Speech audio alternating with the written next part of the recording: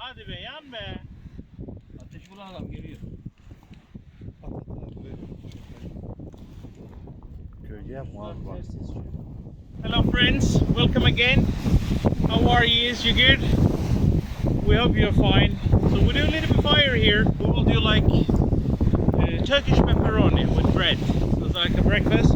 We're making our tea over there and a fire over here. When they're ready, we will share with you. I hope you're enjoying watching. Thank you very much. See you later, guys.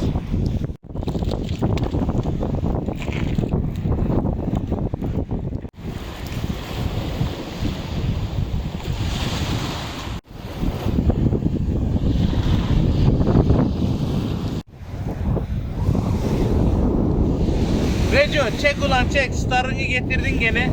Kitledin öyle çayı. Yalandan sucuğu. Ama sucuğa iyi para verdin. İyidir herhalde. Hey, I'm almost ready. I'm just like burning my grill. Hello friend. As you see, my fire is almost ready. So I'm gonna like fix it as soon as possible something. I'm starving as well, man. Like 1.5 hours we tried to find this place, and it's taken really long time. But I'm thinking it's gonna be worth it to wait, and I hope it's gonna be worth it for you to wait for us. I know that we're gonna eat and enjoy it and everything, but at least come on, guys. You're sitting back in your room and everything. This is like something for you as well. See you later. Atladın değil mi Recep? Abi çay yaptık mı? Duymadık mı? Bağırdın at dedim ya. Duymaz abi, Odun at duymaz. dedim. Ne duymadın? Valla duyulmuyor. Bana baktı ya gördüm ya. Dur abi ben bakıyorum. Olmaz diyor. Kaynamış ya. Yes diyoruz. Hazır mıyız? Neler de şöyle üstüne at şeyin, mangalın. Hemen arka tarafı da antik kent, daha fazla antik kent, gotik kent. Onu söyle. Yok abi. Antik kent Şimdi malzemeyi bitirmek istemiyorum buralarda. Alış böyle.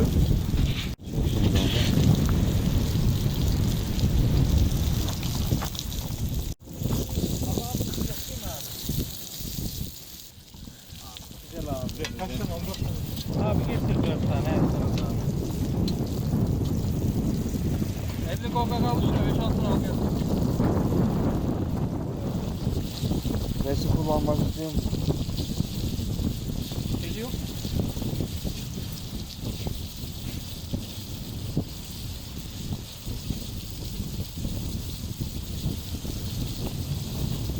Yanlış tane. Bu tarafı değil.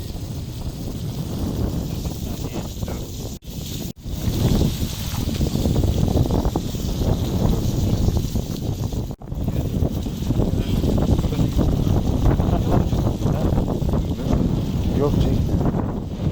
My tea is ready as well. Oh, it's still beautiful, guys. Tell you what, love it. It's really beautiful, nice. By the way, I'm very close to Mount Olympus, so I will just give you a small picture of that as well. Thank you.